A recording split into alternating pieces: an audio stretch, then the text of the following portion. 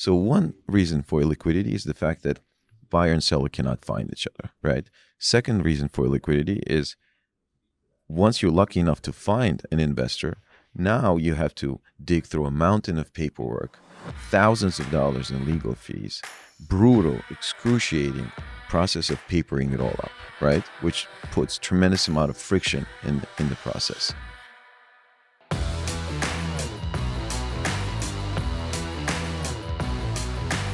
Welcome to the Bar Down Investing Show. Here are your hosts, Kyle Wilson and Jay Scott. Hey there, and welcome to another episode of the Bar Down Investing Show. I am Kyle, Ashley Wilson's husband, and once again joined by my friend Jay Scott. How's it going? I am doing well, although the other day I was your best friend. Now I'm just a regular friend. Yeah, I met some people. You know, you've bunched down, got down on the list. And it always happens eventually. No, we got a great episode for you guys here. So last week we had drunk real estate, and there was quite a bit of talk about tokenization with our syndication attorney Mauricio, and luckily we had an interview with a tokenization expert already in the hopper. So we figured we'd bring that to you this week. Yeah. I had a chance to sit down a few months ago at a GoBundance conference in Miami with a gentleman named Alexander Kanen, and he is the founder and CEO of Kanen Law Firm in New York City. It's a boutique law firm, so he's an attorney. He specializes in real estate law, corporate law, and most interesting, he specializes in what's called blockchain law. In addition to being an attorney, he's the chairman of the Wall Street Blockchain Alliance's tokenization working group. And I know that's a lot of words, but basically what that means is he does a lot around helping define the next generation of technology around this thing called tokenization or fractionalization. And it's basically a way of taking pieces of assets like real estate, for example, and breaking them up and being able to sell them and buy them and market them, just like you do with stocks or shares of other things. And so he's doing some really cool things around the future of big real estate. Yeah, I really liked him as a person as well, because a lot of times when you have people who specialize in certain areas, they like to talk up how great it is and you know how it's going to be the next best thing, and you know, how many good things it has going on for it. And he was very realistic about, okay, this is where we are as an industry, this is where we need to get to, and he was just so down to earth about it. And I really loved how he approached the whole situation. Yeah, absolutely. So for anybody out there that's interested in technology, real estate, the future of real estate, and how this idea of blockchain, which is the same thing that drives crypto and cryptocurrency, how that's likely going to revolutionize real estate and large assets in the near future, this is the episode for you. So without any further ado, let's welcome Alexander Kanen to the show. Alex, welcome to the Passive Investing Show. Hi, Jay. Thank you very much for having me. Oh, I'm thrilled to have you. This is going to be a great conversation. So let's start. Can you tell our listeners a little bit about you, what your background is, what you've done, and what you're currently doing? Sure. Background-wise, I'm a practicing attorney. In my past life, I was in title insurance industry, and then gradually I transitioned into a full-time practice of law. Over the past 20 years, much of my practice has been focused on transactional real estate and business transactions. And some years back, what started as just an accommodation, because we had a client who asked if we would accept a part of our fee in Bitcoin, we decided to accommodate. And we charged the client a 20% premium to accommodate such an unusual form of payment. And that kind of is what started my journey down this rabbit hole. So, but thereafter, he referred another client who was in a hedge fund business and was a part of an entire network of hedge fund guys who couldn't wait to spend their crypto. So that's kind of how I got dragged into this. And I myself, I was eager to make myself as useful as possible as a transactional attorney. So I started tinkering with different digital wallets, practicing transfers, figuring out how can we accommodate clients who want nothing to do with crypto and things like that. So little by little, we designed a protocol to conduct a real estate closing, whereby the consideration, or should I say most of the consideration, would be settled in peer-to-peer transfer of digital assets. And it gradually grew into a much larger project, whereby we transacted over $100 million worth. Actually, stop. I don't want to throw out numbers like that, That's if you don't mind. 100%. Yes. So it gradually developed into a real sort of service that we provided to an entire sort of community of these hedge fund guys, and closed an entire, a whole bunch of transactions where they purchased real estate, entire portfolios of real estate. Since then, my interest has been much more focused on the technology itself, and less on having people liquidate their crypto to buy some other asset. As the tax framework, especially in the United States, has matured over time, it became less and less advisable, if you will, to liquidate crypto assets, especially the ones which have appreciated over time. And with emergence of different lending protocols, which are now available, the same crypto owners can now leverage their holdings and borrow against them instead of selling them outright. So again, I'm still extremely passionate about it, and we still have clients who want to buy assets using crypto. And the ones who have, a particular financial profile and a particular sort of tax exposure can still do it. But by large, U.S. citizens should seek professional advice before doing something like that. So I'm sorry, you asked me about me, and I just went off on a tangent. But no, that's yes. That's great. Yeah, tell me. Well, I guess the first question I have to ask is, what did you do with that crypto that they paid you? The first guy paid you. Did you keep it? Did you sell it? Do you still have it? So it was early on in the process, and I have to confess I wasn't a true believer, if you will, at that point. And as soon as I saw the price move, I think it doubled, and I sold it. I sold it, and I was so proud of myself when I did, because I felt like this was a profitable transaction for me, and I wanted nothing to do with it. And obviously, hindsight 2020, I wish I didn't. But that crypto didn't stay with me for long. But thereafter, I had other crypto that I acquired, which some of which is still with me. Awesome. I really want to talk about how crypto and the technology behind crypto is likely to change the investing space. And you specialize in real estate investing law and crypto. And so I really want to kind of examine the intersection of crypto and maybe real estate investing and where things are headed, or maybe investing in general. Before we do that, I'd love to step back, because a lot of our listeners may not be familiar with the technology behind crypto. They've heard the terms, I'm sure, crypto and NFT and token. Can you give us just a little bit of background when you say the technology behind crypto? What are you talking about?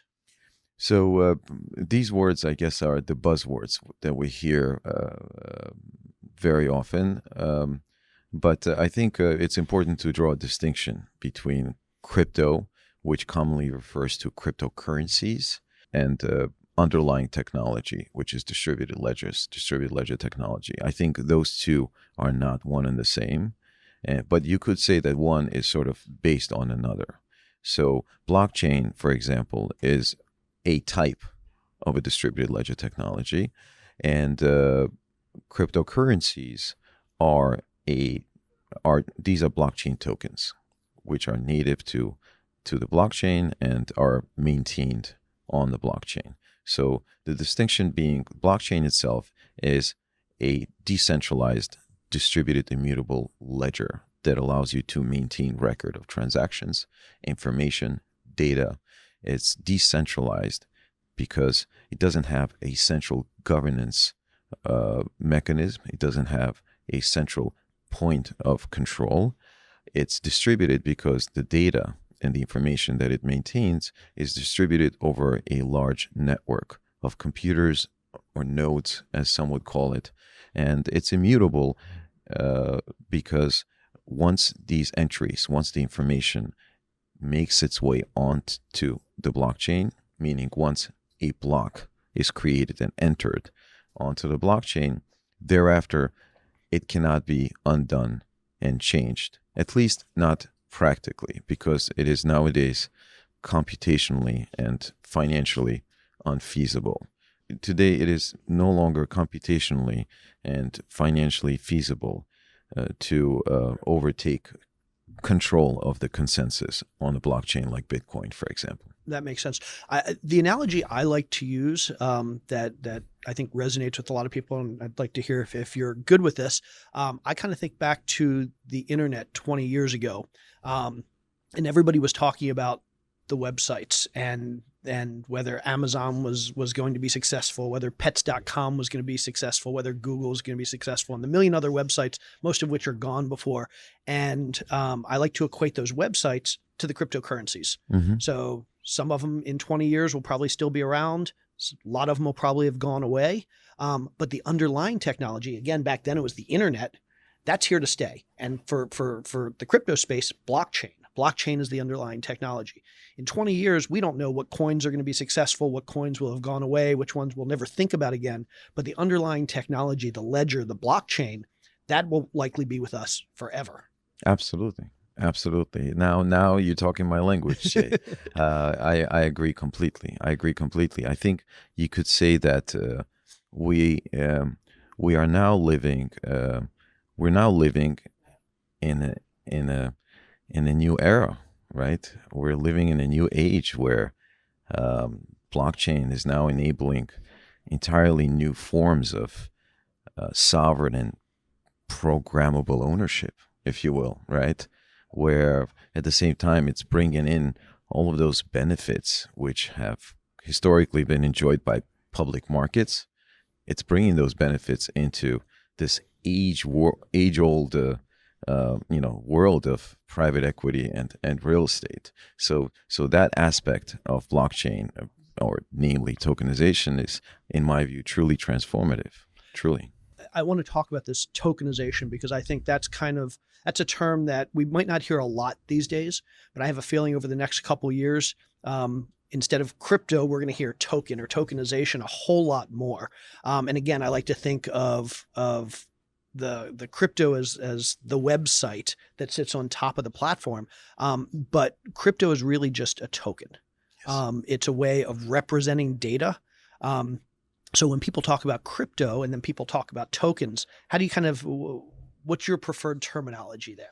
So over time, I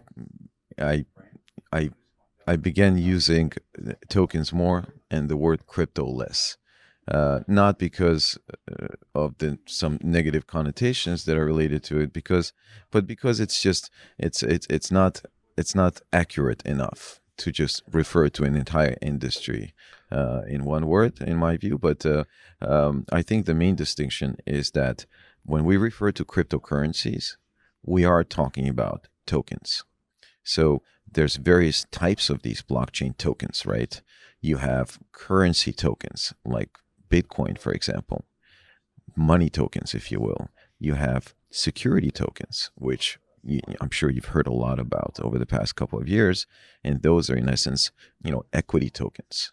You have utility tokens, which power participation on a particular platform, if you will, and power reward mechanisms.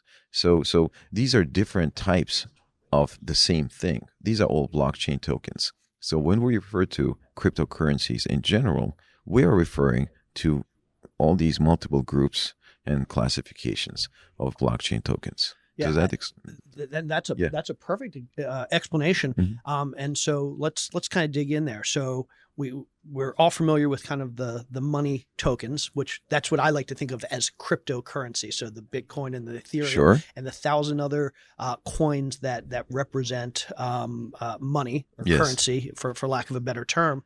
And then, like you said, there is the utility tokens. These are the things that you can save up tokens that will allow you, kind of like you go to Chuck E. Cheese and you get enough tokens, you can get a toy, or they That's can a be great real, example. or they can be really.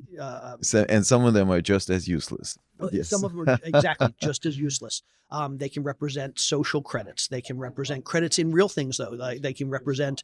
You get tokens that you can cash in for utilities, like literal utilities. And so they may be useful or they may not be. But I think the types of tokens that are going to be certainly most interest to me, and as an attorney, maybe most interest of you, as a securities attorney, I guess, is most interest to you and maybe a lot of our listeners, are those equity type tokens that you talked about. Can you tell us a little bit more about, so an equity token? What does it represent? What information does it hold? What can it be used for, just in real terms? Sure. So I think it's a great question, because what we hear commonly referred to as tokenizing assets, right? For example, in my world, there's a lot of talk about tokenizing real estate, tokenizing a building, tokenizing an apartment, tokenizing a house. The reality is that currently what we have been able to do is create a digital counterpart to our existing analog systems and instruments. What I mean by that is what we have really been tokenizing this whole time, and we've been doing this for some time now, is actual interests in legal entities more than the underlying assets themselves. So in essence, instead of fractionalizing a piece of real estate, what is really fractionalized is the entity that owns it. And thereafter, the interests in that entity are then represented digitally on a blockchain via respective tokens. So just kind of to reiterate what you said in how I think of things, you have an asset. Maybe it's real estate. Maybe it's a piece of artwork. Maybe it's this piece of paper. It doesn't matter. It's a hard asset. It's owned by a company, and then the tokens represent shares in that company. Yes. So it's basically, instead of having 100 shareholders and sending them stock certificates, we're giving them tokens that are representative of their ownership, part ownership in that company. And because those tokens are on the blockchain, and because, as you said, the blockchain is immutable, it can't be changed, as soon as you have a token that kind of defines your ownership of a share of that company on the blockchain, now you're an owner of that company that owns that asset, and it can't change unless you transfer that token to somebody else. And you know what? Someone listening to you would possibly ask themselves, why tokenize? Why should I bother with it? Because you already have both technology, centralized, not decentralized, but centralized technologies, which have been around for decades, I guess some of them, which have allowed us to fractionalize ownership in entities and to syndicate them to the crowd, to the public. So there's nothing new about that, right? If you go back a few hundred years, what started by a bunch of Dutchmen and Englishmen exchanging on the corner of Wall and Broad those paper joint stock company certificates, it matured into a real what we now call capital markets. So the public markets have enjoyed the benefits of, for example, liquidity and price discovery for the longest time. So now blockchain, and namely tokenization, is now bringing those benefits into a traditionally static and illiquid world of private equity and real estate, right? Because, for example, imagine you have a building, you're a property owner, and if you're anything like me, you don't want to sell it. You maybe want to access some liquidity. Everyone needs to access liquidity sooner or later, unless you're, some sort of sovereign fund or so. Then the question is, how do you value an asset that has limited liquidity? And that and that is the reason why traditionally, real estate and other private equity in general has always suffered from this illiquidity discount. And historically, these discounts have been quite draconian, right? You have some of the largest banks in the world, which have provided, services to clients who bought, private equity, and then are selling this same private equity at a horrible discount. I think there's multiple reasons for it, right? For this illiquidity when it comes to private markets. One reason is obvious. They're just too shallow. There's no transparency. There's no price discovery. The buyer and seller cannot effectively find each other, right? If you have the asset and you want to bring in an investor, you have to run around town looking for one, right? Shaking hands, pitching privately to investors. And you know what? You may get a few of them. You may get some big ones. The bigger they are, the more control they're going to want. So here you are, you own the asset, but now you either owe money or you have investors, which is it's as far as I'm concerned, the same as owning money. Because once you take in third-party capital, now you have a job. Now you have a responsibility. Your life is no longer yours. So in that sense, tokenization offers you to take a piece of your asset. Don't sell the whole thing. Take 40% of the asset. You tokenize 40% of the asset. You syndicate it to a much broader pool of potential investors. You drop that, ticket size significantly, and you can now access huge pools of capital. Unlike these big investors with their lawyers and everything, now you're dealing with silent investors who do what all good investors do, is leave you alone and let you do your job, right? So one reason for liquidity is the fact that buyer and seller cannot find each other, right? Second reason for liquidity is once you're lucky enough to find an investor, now you have to dig through a mountain of paperwork, thousands of dollars in legal fees, brutal, excruciating process of papering it all up, right? Which puts tremendous amount of friction in the process. And lastly, and probably most importantly, the reason why private markets are so much less liquid, if you will, is because of regulation. Because of regulation, especially when we're talking about real estate, we're really talking about securities, right? And these securities are governed by a myriad of regulatory regimes. So if you are an investor in a fund, for example, right, an LP investor in a fund, that fund has a minefield of regulations to navigate, right? They go over 99 investors, 100 investors, you lose the tax treatment. If you're an investor in a REIT, for example, right? This REIT, firstly, can't fall under 100 investors. They lose the tax treatment. Can't go over 2,000 investors because now you have to become public, start reporting as a public company. You can't have more than, you must have less than 50% foreign investors in a REIT. Like, there's a million different regulatory requirements that a fund has to navigate, a fund manager. So traditionally, all of this has to go to a fund manager, which is brutal. So now we're talking about technology which allows you to automate compliance. I call it programmable compliance. You can build compliance into the token itself. So what do you have? Now you have a fund manager who can, if you look at both sides of the trade, on one side you have an investor who has more security, more visibility, more transparency with their investment. On the other side of the trade, you now have a fund manager who can finally do what he does best and not worry so much about losing control of the cap table and falling out of regulatory or tax compliance which I would imagine is a point of friction for the industry. So I don't know if point of friction is the right expression, but yeah. So I love this. And while you're sitting here talking, in my head, I'm going through all these scenarios as an investor that are just so interesting. I want to kind of address the 3 points you made. So number one, you talked about price discovery and efficiency of markets, buyers and sellers coming together.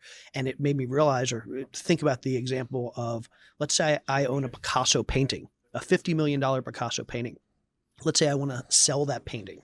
How many buyers out there are potentially going to buy my $50 million Picasso painting? I have to find them. I have to find the ones that specifically want this painting. And then because there are so few buyers, because it's such an inefficient market, I'm probably unlikely to get full price for it because there's not that much demand. Yes. So demand drives prices up. Yes, Lack of demand drives prices down. If there's only one person in the world that wants it, he knows I need to sell it. Well, he knows he has a lot of leverage over me because I'm reliant on him to buy it. So he can give me a low price. But let's say I could take that Picasso painting and say, I need $25 million. It's a $50 million painting. Today, I need $25 million. So I'm going to take 50% of that painting and fractionalize it, tokenize it, and I'm going to sell off half that painting to 1 million different people. And they're each going to pay me $25. I'm going to create 1 million tokens. They're each going to pay me $25. Now there's a ton of demand for it because I'm sure I can find 1 million people that would love to own a piece of a Picasso painting. They can't afford 50 million, but they can afford $25. Absolutely. And so there's a ton of demand that drives the price up. I have my liquidity. I get my $25 million. And in this case, I still own half of a Picasso painting. Yes. Which is pretty cool. And it's probably still hanging on my wall. Yes. Now the investors, their benefit is, to the second point, which is the ability to prove ownership and trade ownership. So I syndicate real estate right now. And one of the biggest frustrations I have is I'll bring in an investor. We'll sign all the paperwork. The investor will say, how do I prove my ownership? And I'll say, well, here's your signed partnership agreement or whatever. Yes. They can take that. They can stick it in a file. They can prove their ownership, but they can't do anything with their ownership. They just have to wait. Yes. But if they have this token that not only proves their ownership, but can transfer ownership, they can now sell this token. Yes. I could come to you and say, hey, I own 1% of this skyscraper in New York City. Yes. Do you want to buy it from me? Or better yet, I could create a public market. I could create a website where we trade these tokens. Hey, how much is somebody willing to, an eBay for tokens? Sure. How much are you willing to pay for my 1% of this skyscraper? How much are you willing to pay for my 1/1,000,000th of a share of this Picasso painting? And now the people that invest in my deals, the people invest in anything, have the ability not just to hold that investment and wait till it plays out, but they have liquidity in their investment. They can trade it with other people. They can sell it. And again, because there's probably going to be more demand in this open market, it keeps the price up as well. So Jay, you said a number of things that of course are irresistible, right? As far as the potential and the promise that the technology holds. But I think it's also important to have a sober view of what is possible today and what the technology theoretically allows, right? Syndicating to millions of investors may sound great in theory, but there's a universe of regulatory requirements that you have to honor and comply with. So depending on where you're doing it, which geographic location, which jurisdiction, you either may or may not be able to syndicate to as many as you want. On the other hand, public markets have existed for many years, okay? Reg A has been around for ages. You don't see everyone running to buy some small penny stock just because it's fractionalized and it's liquid. So the point I'm making is it's important not to exaggerate the value of tokenization, and it's important not to exaggerate the value of liquidity in some of these cases. So when we're talking about syndications and tokenization, right?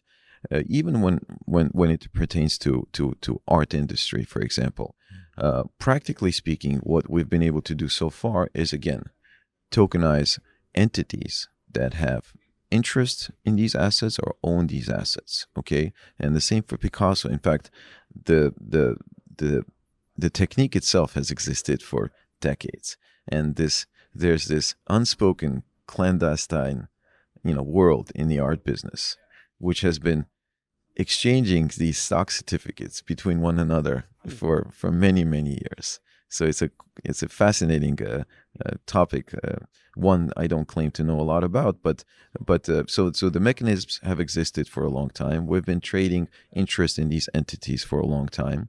So the question is, why tokenize? Why can't you just sell interest in your entity without tokenizing? And another thing that is important not to exaggerate is the potential of tokenization to automatically create this liquidity, these mature two-sided markets, and all of a sudden everyone wants to trade this asset, and all of a sudden everyone wants to buy and sell it. We can dream. Exactly. Yes. Yes. But I think the reality is tokenizing, fractionalizing, and tokenizing an asset in itself will not make it liquid. So I think for true liquidity, you need standards, industry-wide standards, whether these are blockchain specific standards, protocol specific standards, device specific standards. So standards.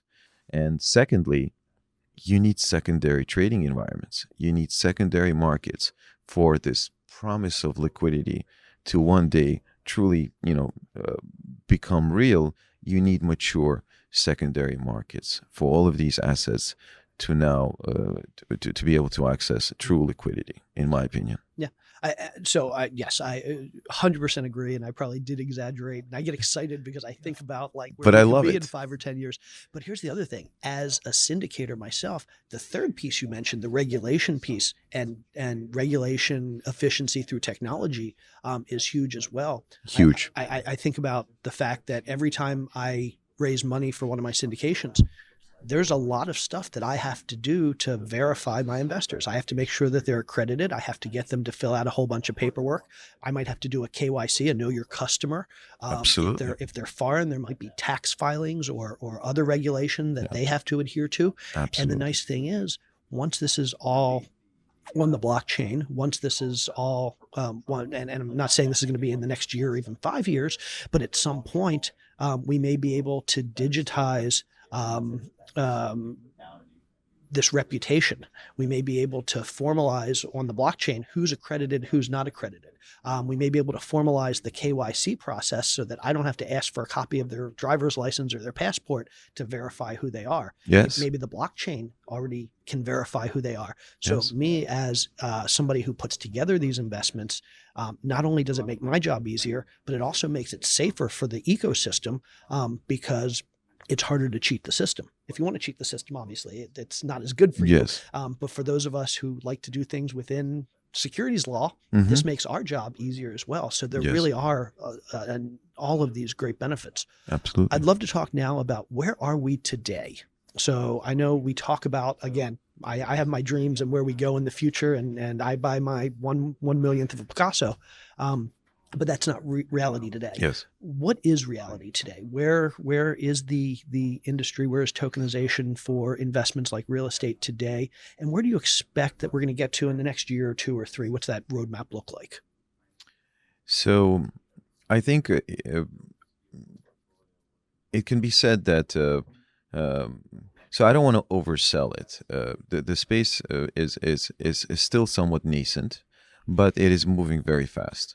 And while the technology has a proven and tested use case already in its ability to raise capital, fast, cheap, efficient, there's a universe of other use cases which I think have yet to mature over time. One of which we spoke about, we need mature secondary markets for a lot of these assets to have access to the types of liquidity we're hoping for. You also need universal standards. Well, when I say universal, any standards will be good. We'll take any standards. So you already have projects and companies that are addressing this need for standards, especially when it comes to real estate. So as far as use cases for real estate are concerned, one of the biggest ones is land registries, for example. You have pockets in the world where people are simply unable to provide any proof of their ownership of a property while they are the 5th generation that has lived on that land.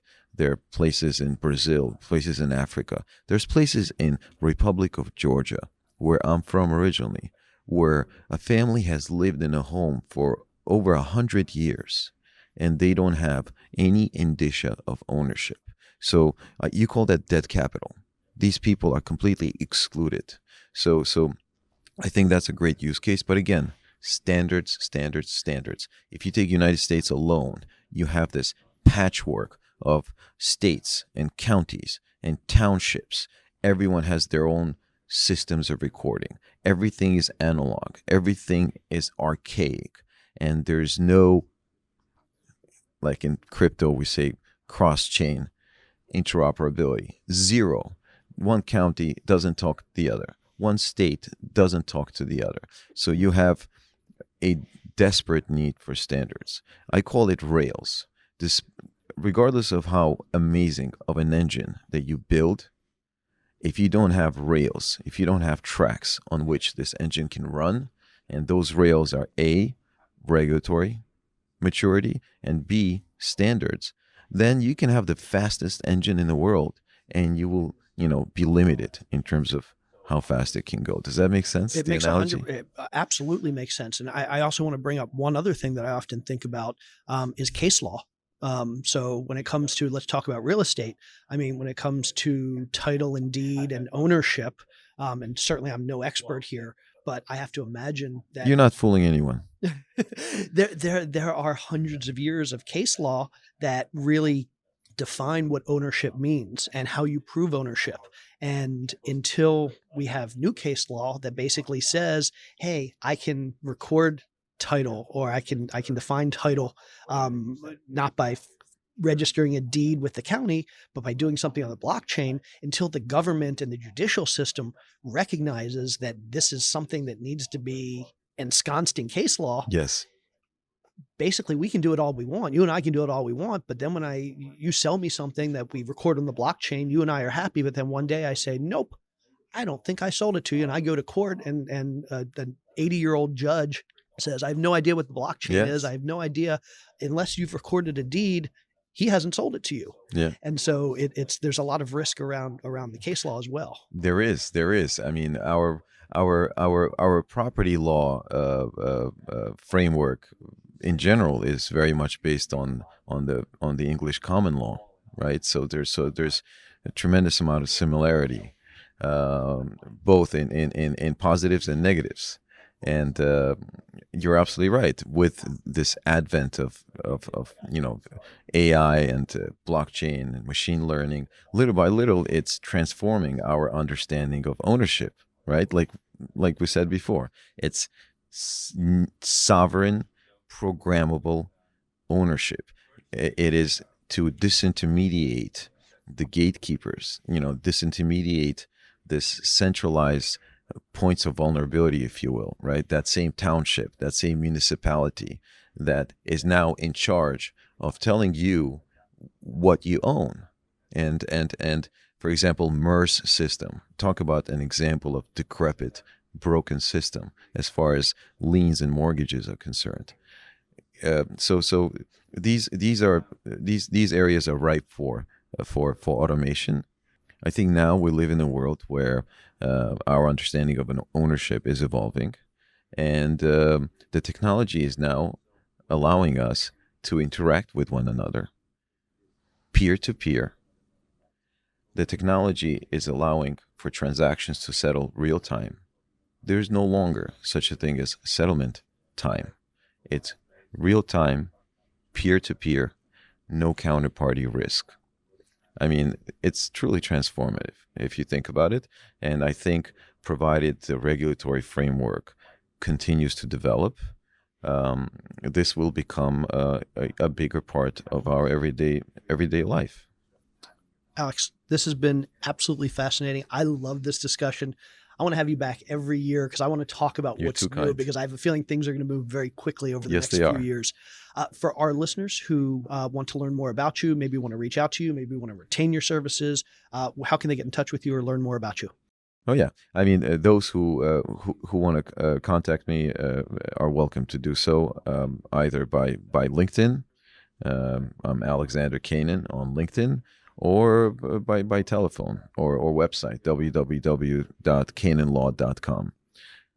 Awesome. Alex, this has been absolutely fascinating. I really appreciate you being here, and I look forward to talking to you again soon. Thank you very much. Thank you. Pleasure meeting you, Jay. You too.